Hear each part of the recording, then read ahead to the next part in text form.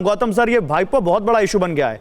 जब भी बीजेपी के नेताओं से बात करो, भतीजे की सरकार, भतीजे की दादागिरी। आ रहा हूं आपके शोधा बनर्जी, आपके पास आ रहा हूं। तो ये क्या इशू रहने वाला है अब इस चुनाव में? सब जानते हैं किसकी तरफ इशारा कर रहे हैं। भारतीय जनता पार्टी की तरफ से एक नैरेटिव तय कर जा रहा है, क्योंकि अभी ये मानना पड़ेगा कि तृणमूल कांग्रेस का जितना संगठन है उसका जो भतीजा है अभिषेक बनर्जी के हाथ में है। वो बड़ा प्रभावशाली नेता है, वो पार्टी को कंट्रोल भी करते हैं। तो इसलिए वो मानते हैं कि भाजपा अगर उसके तरफ निशाना करेंगे तो शायद ये तृणमूल में कुछ जो लोग नाराज है उसको वो अपने पार्टी में शामिल करने में कामयाब हो जाए। शोधा बनर्जी, तो क्या टीएमसी के लिए ये बड़ी चुनौती है ममता बनर्जी के लिए कि पार्टी बचाएं कि भतीजे को लेकर भतीजे को बचाएं? देखिए, भतीजा और भाईपो जो है ये एक भ्रष्टाचार का सिंबल है। अभी भ्रष्टाचार का अभी किसी ने शारदा नारदा स्कैम का नाम लिया था। शारदा स्कैम सुप्रीम कोर्ट के आदेश पे उसका इन्वेस्टिगेशन शुरू हुई। जांचिका किसने किया था? द कांग्रेस के नेता अब्दुल मन्नान ने। 2014 से मोदी जी बोल रहे हैं शारदा के लिए पकड़ेंगे, अभी तक कुछ किया है? कुछ नहीं किया है। नारदा स्कैम में शुभेंदु अधिकारी समेत, मुकुल राय समेत जिन लोगों को पैसा लेते हुए देखा गया था, एथिक्स कमेटी के चेयरमैन है राज्यसभा लोकसभा के लाल कृष्ण आडवाणी। एक भी मीटिंग हुई है? नहीं मीटिंग हुई है। तो उसका मतलब ये दोनों अंदर से जो एक के दूसरे के साथ जुड़े हुए हैं।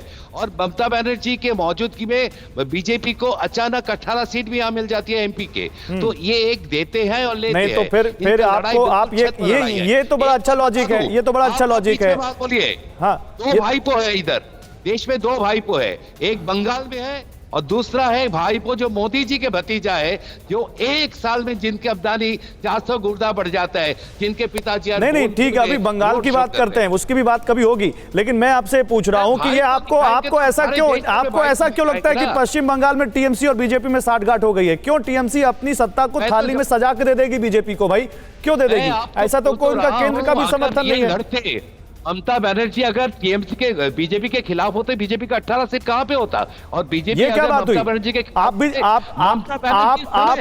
खिलाफ थे बिहार में, आप खिलाफ थे बिहार में, आपके खिलाफ बड़ी जीत हासिल कर ली बीजेपी और जेडीयू ने मिलकर। आप भी तो बिहार में खिलाफ थे, क्या हुआ वहां?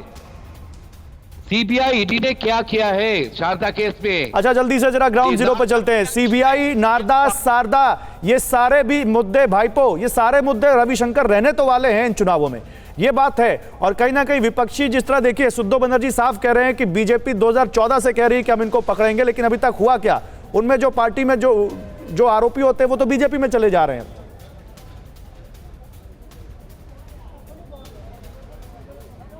जी बिल्कुल, ये एक बड़ा मुद्दा है, क्योंकि ममता बनर्जी 2011 से बाद से लगातार ये कहते जा रहे हैं, जब भी शारदा का केस हुआ था, नारदा का केस हुआ था, उसके बाद ममता बनर्जी और टीएमसी का ये आरोप रहा है कि बीजेपी एजेंसियों का है जो है वो उसका डर दिखा रहा है, लेकिन अभी तक कुछ हुआ नहीं है। और सबसे बड़ी बात है जो आपने अभी कहा है कि जो लोगों पर आरोप था, मुकुल रॉय पे आरोप थे, शुभेंदु अधिकारी पे आरोप थे, शोभन चैटर्जी पे आरोप थे, ये सारे एक एक करके सब चले आ रहे हैं बीजेपी पे। तो तृणमूल कहीं प्रश्न अब उठा रहा है कि अब क्या सीबीआई जब कार्रवाई करेंगे, जब तृणमूल का आदमी लोगों को पकड़ेंगे, क्या मुकुल रॉय, क्या शुभेंदु अधिकारी या बाकी का जो नेता है उनको बुलाया जाएगा, निष्पक्ष जांच वहां पे होगा? अब ये तृणमूल की तरफ से आरोप है। और जो बात यहाँ पे कहा जा रहा है, बीजेपी जो बार बार ये कह रहा है कि भाईपो भाईपो करके जो बार बार कह रहा है, ये अभिषेक बनर्जी कहीं पे चिढ़ रहे हैं, इसीलिए इनको पता है, इसीलिए बोल रहे हैं। और ये भी सच है कि जब कहा जा रहा है, कुणाल घोष जो कि प्रवक्ता है तृणमूल कांग्रेस के, वो सामने आके बोल रहे हैं भाईपो क्यों बोल रहे हैं, आप अभिषेक बनर्जी का नाम लीजिए। सबको पता है कि अभिषेक बनर्जी है भाईपो,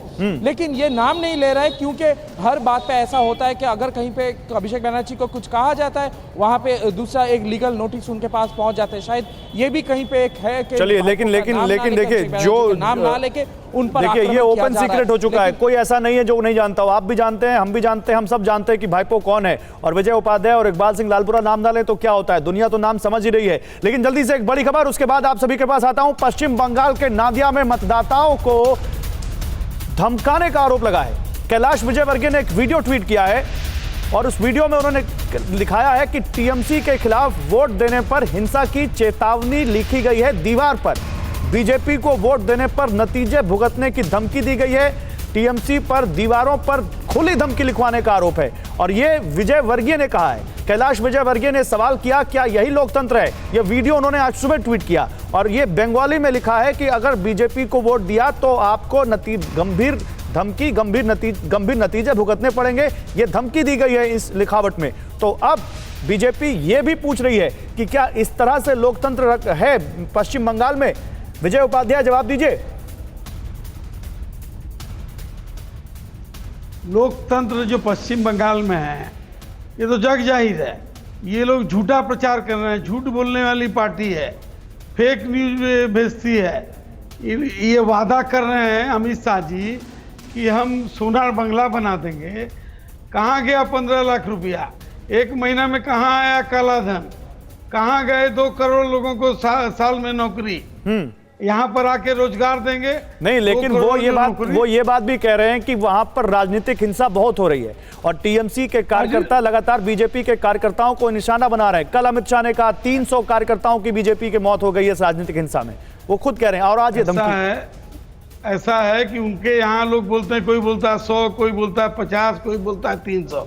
ऑफिशियल आप दीजिए, और अगर कहीं कुछ हुआ है तो उसके ऊपर कार्रवाई हुई है और अरेस्ट हुए हैं लोग।